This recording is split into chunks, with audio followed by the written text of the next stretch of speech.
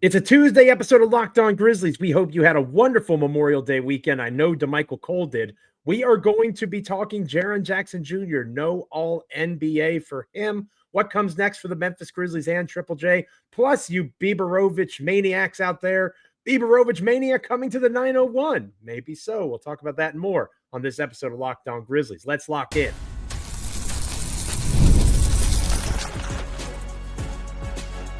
You are Locked On Grizzlies, your daily Memphis Grizzlies podcast, part of the Locked On Podcast Network, your team every day. Welcome to another installment of Locked On Grizzlies after the long holiday weekend and after too long of a break. The dynamic duo rides once more. It is I, Joe Mullinax, joined for the first time in too long by my wonderful co-host, Memphis Grizzlies beat writer for the Commercial Appeal there in Memphis, Tennessee, Damichael Cole, award-winning Memphis Grizzlies beat writer and also award-winning Memorial Day enjoyer. I can tell by your voice you had a good time this weekend, partner. Yeah, Overton High School class of 2015 10-year reunion. Shout out to Stand up. I know we got some Overton alumni that tune in to Locked On Grizzlies. So, but shout out to the old house, man. Great, well put together event. But yeah, as Joe said, I'm getting my voice back a little bit here. So I'm gonna make it through the show though. That's what we do. You put us on the injury report, Joe. We're gonna try to battle through it on Locked On Grizzlies. The fun thing is it's just another reminder of how different our lives are, right? Like you just had your 10-year reunion. And if I were to go, which I will not, I would be having my 20-year high school reunion this coming summer and fall. I will not be attending for reasons that nobody cares about other than me. Make sure you're liking, commenting, rating, reviewing, subscribing wherever you get podcasts, Apple, Spotify, Amazon, YouTube, Google. Make Damichael and I a part of your Memphis Grizzlies and NBA content consumption each and every time that an episode drops.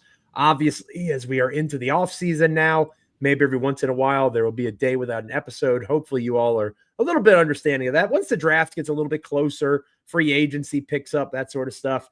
We're going to do our best to put out everyday episodes, but we also don't want to insult the intelligence of our everydayers. Sometimes there's just not going to be much to discuss until the NBA finals follow up here or wrap up, I should say, here in the next few weeks. But we do have something pretty extensive to talk about today, partner, and that is the fact that Jaren Jackson Jr. this past Friday, I believe it was, right at the start of the Memorial Day holiday, not named All-NBA. Correct me if I'm wrong. I believe he was 17th in the voting, so he missed it by 2 spots. Yep. And it's one of those situations, and you talk about this a lot, Damichael. Okay, if you think Jaren should have made it, tell me who you're taking off. Right. And the top 15 guys, when you take the context of the season, when you take the way that the Grizzlies fell off, we've talked about it a ton here on the show, 13 and 17 over their last 30 games. Jaren in the month of March was one of the, for his career, it was one of the worst defensive months of his career. I talked about in our last episode how that slide led from him. People forget he was the front runner for Defensive Player of the Year when Victor Wembanyama went out with his injury. He was the betting favorite, and he tailed off and obviously got named second team all defense. Similar concept here. He was somebody that, depending on the time of year, we're talking second team all NBA was the vibe that people had for Jaren, like in February around that time. He was doing interviews with ESPN, all that sort of stuff.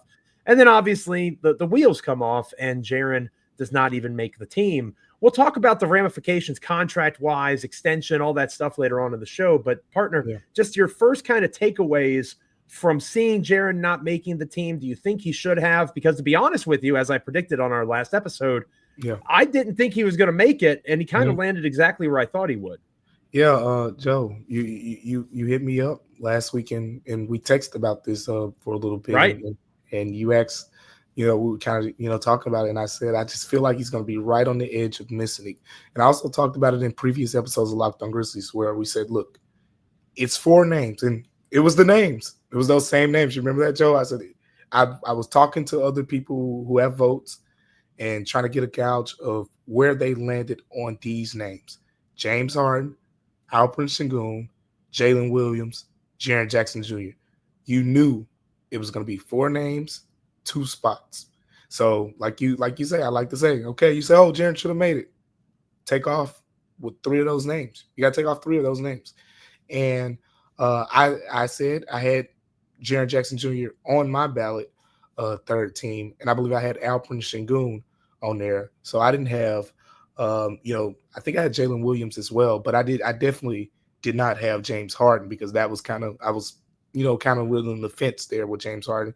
But you can make a case for a lot of those guys. It's definitely big ramifications on the Jaren Jackson Jr. part. I know a lot of people want to get a better understanding of that. And as Joe said, we'll talk about it more in the next segment. But yeah, Joe, it really just puts things in perspective. It really does. I mean, I remember it, Joe. I remember when we were talking about those all-NBA teams, and you were like, man, I mean, forget third team, it'd be second team. And it wasn't some outlandish thing to say at the time. He was pretty consistent. He was playing well on both ends. You mentioned it. In mid-February, I remember when Victor Wembanyama got, that unfortunate injury and, was declared out for the remainder of the season, pretty much out indefinitely, however it was described. But we knew that he wasn't going to meet the 65-game threshold at that point. Jaren Jackson Jr. jumped to the favorite. It was a slight favorite over Evan Mobley.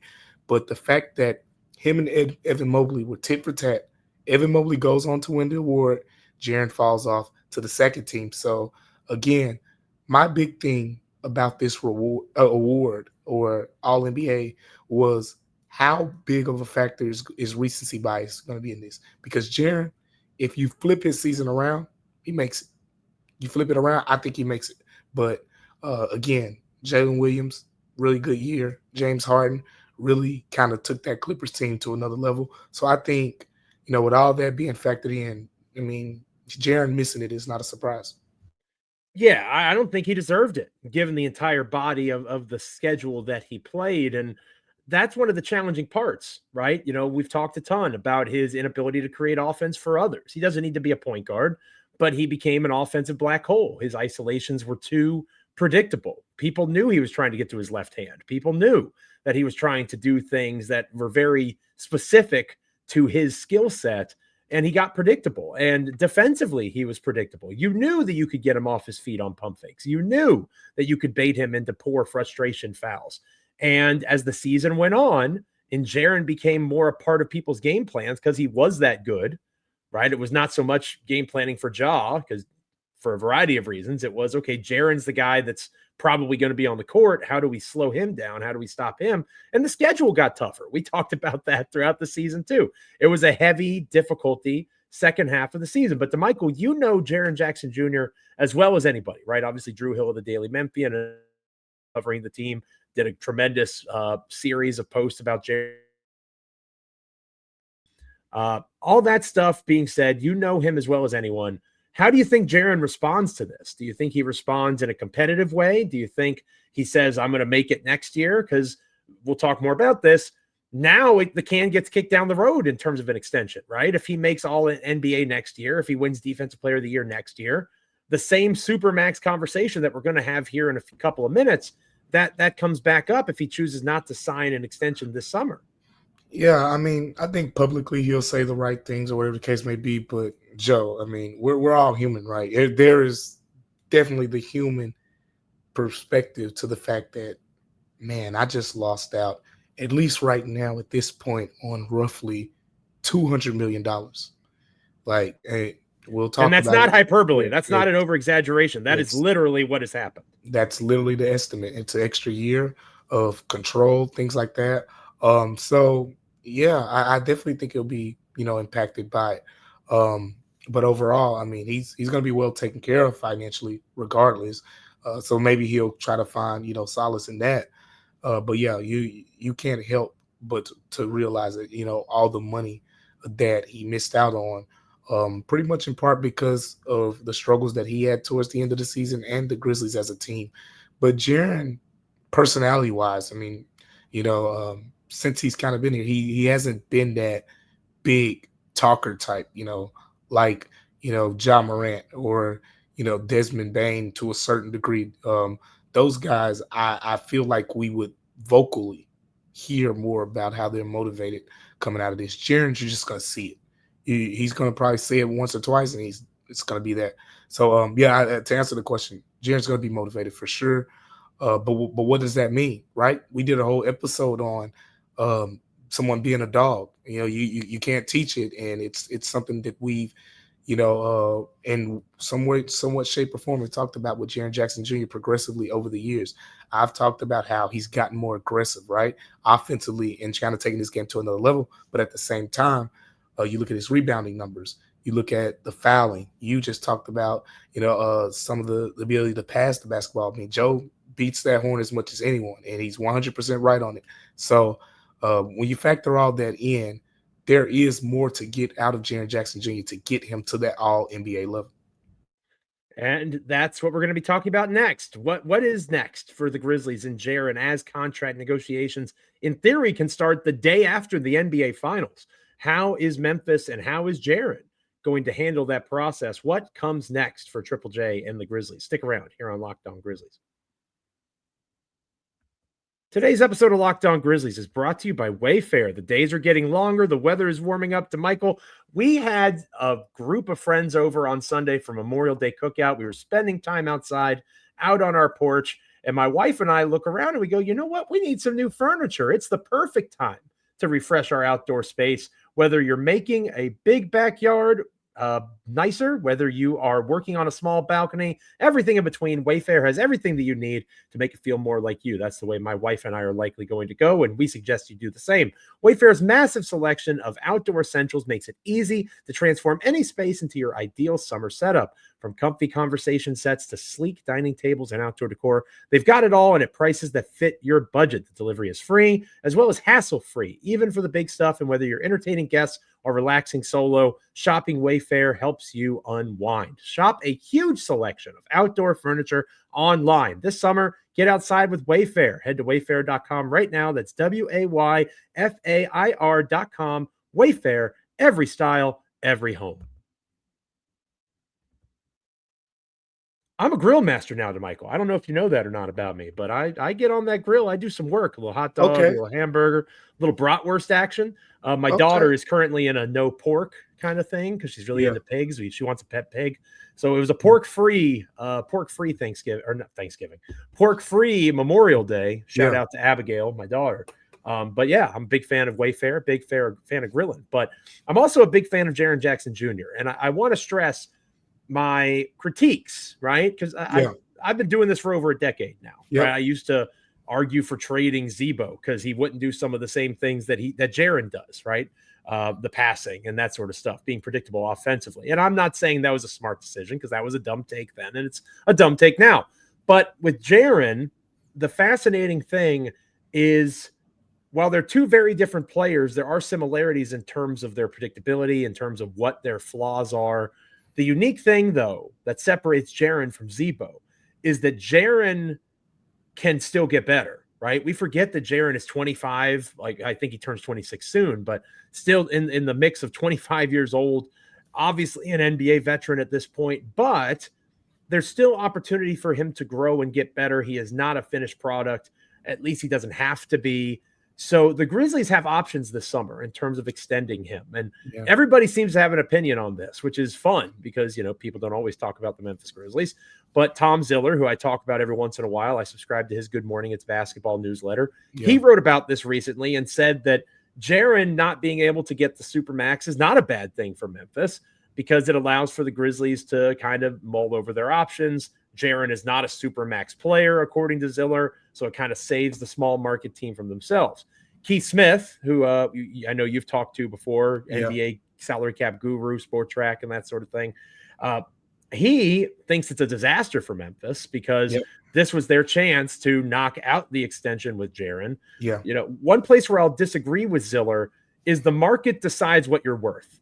Right? Like, I might say I wouldn't spend $345 million over 5 years on Jaren Jackson Jr. I might say that, but I'm not the general manager of the Memphis Grizzlies, and I don't interact in an ecosystem where there's a salary cap, 29 other teams that are going to make offers on the guy. Jaren's getting a max contract from somebody.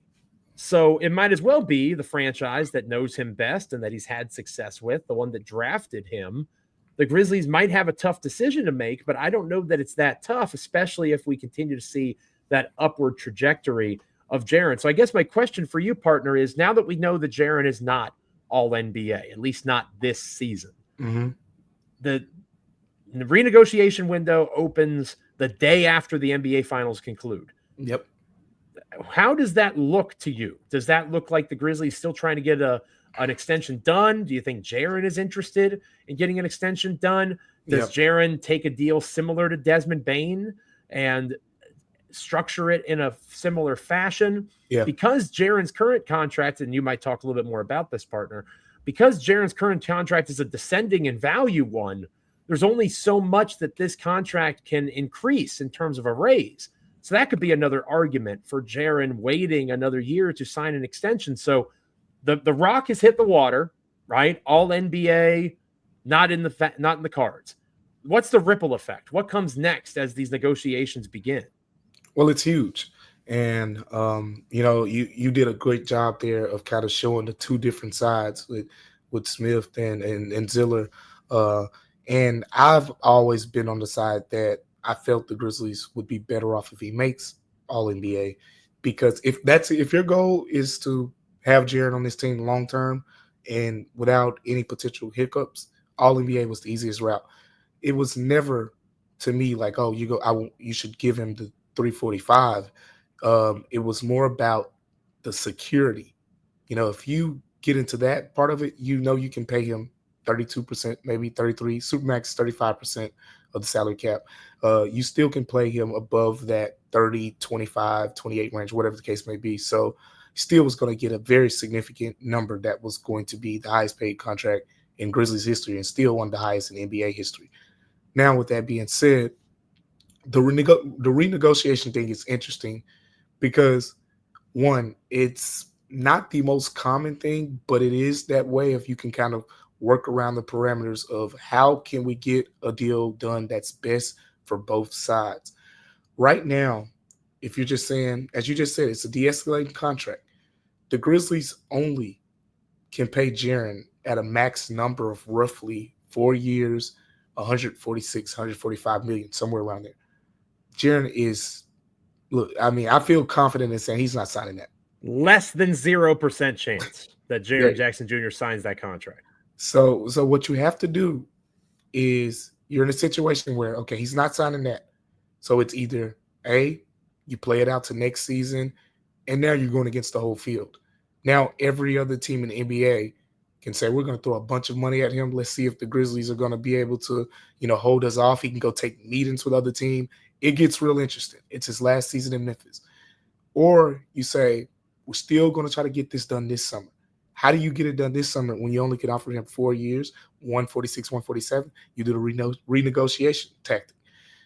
The short history for everyone who's listening who's going to be really into this thing, because this is kind of like a little math session here. Lauri Markkanen is a recent example.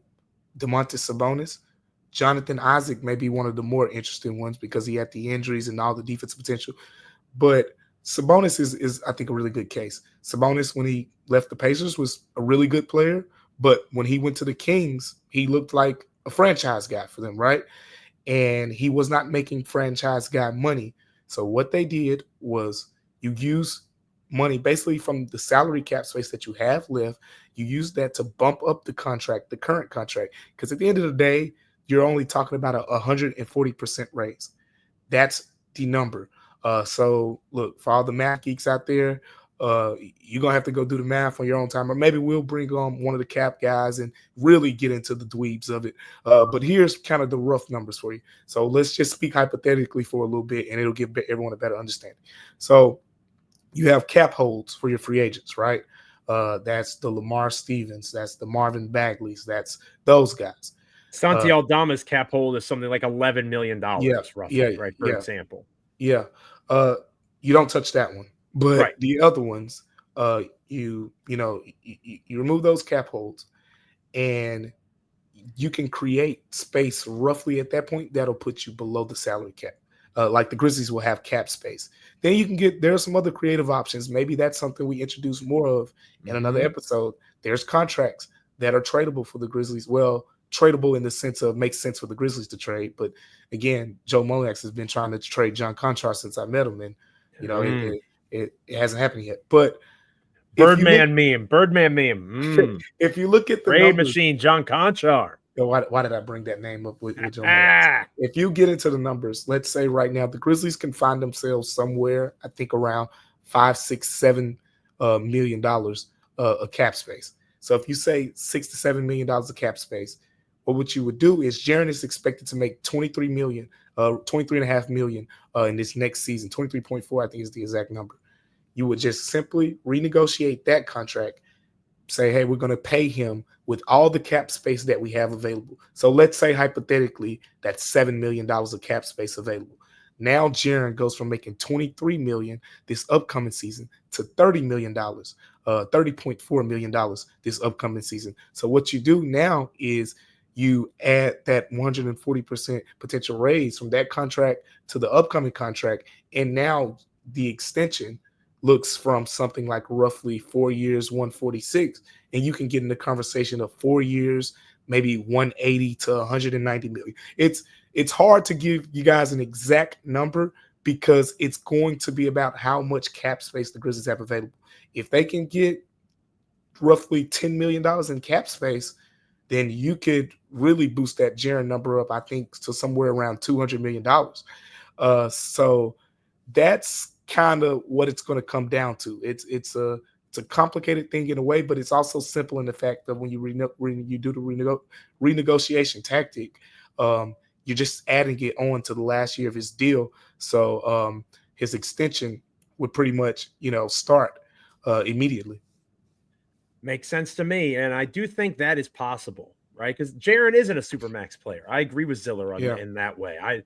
I think there's maybe 10 supermax guys in the NBA. But as I said earlier, the market will decide that. Not me, not you, not anybody else. And somebody will pay Jaren Jackson Jr. Obviously, one of the benefits of the new CBA is there's opportunities for teams that draft and keep their own guys to have that extra year and those advantages. I'm intrigued. I'm interested to see what Jaren does. It's going to be a fascinating summer. And friendly reminder, this would not be as realistic of a conversation if Marcus Smart was still on the team, right? Great point. That is important to point out. Obviously, that kind of doomed in hindsight, and others pointed it out at the time. Kind of doomed. Yeah, like you, yes. Yeah. It kind of doomed the 2024-2025 Memphis Grizzlies. But it did allow for them to be able to have this conversation about covering themselves and keeping let Damichael and I know on X. Hit us up at Damichael C, at Joe Mullinax, on YouTube, comments, all that sort of stuff. Let us know how you're feeling about what comes next for Jaren. When we come back here on Locked On Grizzlies, Biberovic Nation, stand up. Biberovic Football Club, FC, whatever you want to call yourselves. We might have another European player coming over to the Memphis Grizzlies. It's not just Isolo, baby. Stick around here on Locked On Grizzlies. Welcome back to Locked On Grizzlies. Closing out this Tuesday edition of the show, it is I, Joe Mullinax, riding once more with my wonderful partner, Damichael Cole, Memphis Grizzlies beat writer for the Commercial Appeal there in Memphis, Tennessee. We're going to get you out of here on this, partner, because I don't want you to lose your voice in these last 7 or so minutes of the show.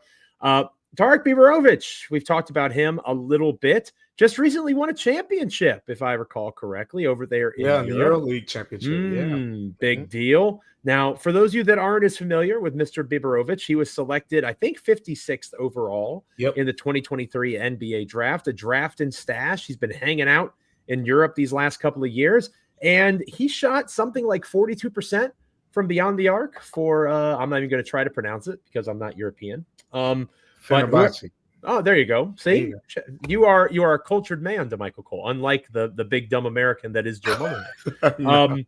But anyway, shout out to Tarik for doing a phenomenal job shooting the leather off the ball. And we mentioned those cap holds earlier, partner. Now, Sportnado, I think is how you say it. They're reporting that Biberovic, it's a done deal. He's coming over to the Memphis Grizzlies. Nothing official has come from the Grizzlies yet. No. Damichael, other people that cover the team, nobody is in a position to say that. We want to stress that. This is more rumor than it is firm reporting at this point. Yeah, more it's leaning that way type thing. Right, there you go. Right. It makes sense, perhaps, because we talk about the cap hold, right? That you get rid of Luke Kennard's cap hold. And then we've talked about Cam Spencer going on a full roster spot forever, right? Biberovic could essentially replace the Lamar Stevens cap hold, right? No disrespect to Lamar, but chances are they would bring Biberovic over and he would fill that void. And those are two guys that could be end of rotation players that wouldn't cost you a ton of money. And both of them can shoot the basketball. So if you're talking about replacing Luke Kennard and trying to do so in the aggregate, because I will always say that Luke Kennard is one of the best three-point shooters in the history of the NBA, because statistically it's true, right? One of the most accurate, but yeah. But I'm willing to acknowledge if you can't get those shots off against actual good defenses, what good does it do you? That's a fair point. So you bring in Spencer and Biberovic. They make half of what Kennard did together this past year. Yep. It's a good bit of business by Grizzlies GM Zach Kleiman and the front office there in Memphis. I'm not sure his skill set will translate in terms of being able to defend and all the other things that go around with playing basketball. But if all we're worried about is shooting the three, Biberovic probably is going to be a good fit. Yeah, he can shoot the three ball really well. You just touched on that. Really quick here. Here's the thing about Biberovic. When the Grizzlies drafted him in 2023, he was 22, but his numbers, for those who follow, European basketball, his playing time was kind of the equivalent of like Ricky Rubio when he was like 17 and stuff like that, like Luka when he was like 17 and 16. Like basically he had a slower path, which is completely normal. Like I just said, Ricky Rubio and Luka Doncic, like those are anomalies. But yeah, when the Grizzlies drafted him, he wasn't necessarily a huge name at the time. Since then, I mean, I talked to some people over there a little bit, and you hear Bogdan Bogdanovich as like a name that comes up when people talk about him, not because he plays exactly like him, but because, Bogdanovich, played for Fenerbahce before and was very successful there, was also a guy, who was a draft and stash guy, was drafted, I think he was a first round pick by the Suns, didn't play there, gets traded to the Kings, and, he's having a pretty good NBA career so far as like, a solid six man. So the thing about him is the 3-point shooting and just his overall scoring ability has really started to show itself in these last 2 years. And to the point that, I mean, the Grizzlies kind of drafted him before the takeoff happened. And now in the last 2 seasons, he's become a really big starter. I got to say this because I like seeing Joe Mullinax make facial reactions. But one of his teammates this year was none other than former Grizzlies first-round pick Wade Baldwin.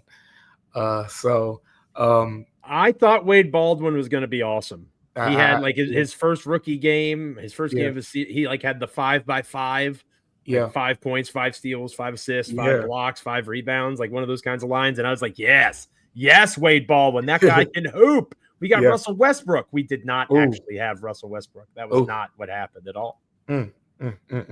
Yeah, but I said that name, and then of course, like Nigel Hayes Davis plays over there as well, former Wisconsin star. Eric McCullum, CJ McCullum's brother.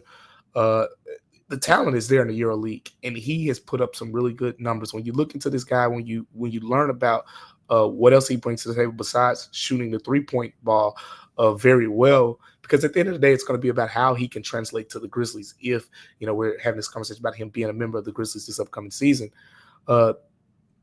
it's the big shot making, which is been a problem for the Grizzlies. But when you watch some of those games, if you haven't seen him play, the easiest way to go watch a Fenerbahce game right now is, ironically, against Paris basketball. They swept Paris basketball earlier in the tournament, 3-0, and those games are still available on Watch ESPN. So if you're one of those, Joe Mullinax does that sometimes. He'll go to sleep before the game ends and wake up and watch it the next. I don't know how he does it. Absolutely. But 5 a.m. I'll get up and go for my run or my walk with my back bothering me lately because I'm old. And I'll sit down and I'll catch up on the rest of the game about 5:30 in the morning. Well, and folks, so for any other people out there like Joe Mullinax, you could go over to Watch ESPN and just go do your own little scouting. You got 2 or 3 different games against Paris basketball on there where you get to really watch Biberovic hoop a little bit. But at the end of the day, this isn't about whether he wants to come to Memphis or not. It's kind of become clear at this point. And another thing when you're dealing with those European clubs, how does the front, the office, the general manager interacting with, how those people are interacting, because sometimes it can be tough. But in this case, all indications have been that Fenerbahce is going to play ball. If he wants to come over to play with the Grizzlies, they're not going to block him. They're not going to get in the way of that. There have been reports about Biberovic having those clauses in his contract every year at the end of the year, at the end of the season, which just ended for them, a clause that he could come over to the league. So it seems very realistic now, being that he's coming off back-to-back seasons where he started to play a lot more. He's playing against really good talent in the EuroLeague. We're talking about most players in the EuroLeague are either very accomplished players in Europe, or they're very accomplished players who were some of the best players in college basketball. So you got some really big-time players over there, and he's holding his own. An impressive shooter. You're correct that he has grown over the last couple of years. A true draft and stash, right? You draft the guy at the end of the second round, see if anything comes of it. Seems like something might have come of it. So we might have Biberovic FC coming over to the Biberovic fan club, of course, coming over to the Memphis Grizzlies. We'll see if that becomes finalized here in the weeks to come. That's it for this episode of Locked On Grizzlies. Thank you for being with Damichael and myself. Partner, tomorrow, maybe we check in on the playoffs, see how things are going out west and out east. Lots of interesting comebacks, and maybe we dive into that a little bit. Why in the world are these big leads being blown? How come home court doesn't matter anymore? The NBA world is being turned on its head a little bit this postseason. Yeah. Joe, I listened to your episodes the other day, and I think you tend to do certain things when I'm not in there but I react. And you threw in there again that Adam Silver was the worst commissioner in sports. The worst commissioner in sports. And I'm like, look, I get why you're saying that. I understand your reasoning. But how? Look at this playoffs.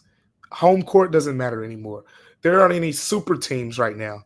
Like, it's just good hoops up and down the floor. You can't. I feel bad for gamblers unless you're one of those gamblers who's just picks some off the wall stuff. And I mean, those are probably the people who are winning right now. But if you've just been betting favorites, I mean, you might need to stop gambling for a little bit, because the unpredictability so far has been top notch. I mean, we almost saw the Pacers go up 3-0 on the Knicks and the Eastern Conference Finals, and that just sounds wonky just saying that in itself. But yeah, definitely a good time to get into that, because you can always tie all of that back to what's going on with Memphis, because at the end of the day, it creates this interesting conversation about how close the Grizzlies are. We've talked about that. But yeah, the playoffs have been a very interesting watch so far. And we can also play game 3, nightmare version, where the Grizzlies had a big lead in game 3 against the Oklahoma City Thunder, and that fell apart for Memphis because of Ja Morant's injury. Minnesota with a big game 3 win. Let's see what happens in game 4, of course, and we can talk more about that on our next episode here on Locked On Grizzlies. Some mirror Memphis pieces there, to be sure. Make sure you're liking, commenting, rating, reviewing, subscribing wherever you get podcasts: Apple, Spotify, Amazon, YouTube, Google. Make Damichael and I a part of your NBA and Memphis Grizzlies content consumption each and every time an episode drops. And thanks so much for making Locked On Grizzlies your first listen today. Your second listen should be the Locked On NBA Big Board Show. NBA draft expert Rafael Barlow reacts to every workout, interview, and rumor leading up to the NBA draft. I love Barlow. I know you've had him on in the past, partner. Not much to talk about with Memphis right now when it comes to that, but maybe we can reach out to him later on. Find Locked On NBA Big Board on YouTube or wherever you listen to podcasts. Thank you again for being with us on this episode of the show. Stay locked in all week and all off season long. Continue to make Damichael and myself part of your Grizzlies fun. We'll catch you back here tomorrow. Until then, see you next time. See you.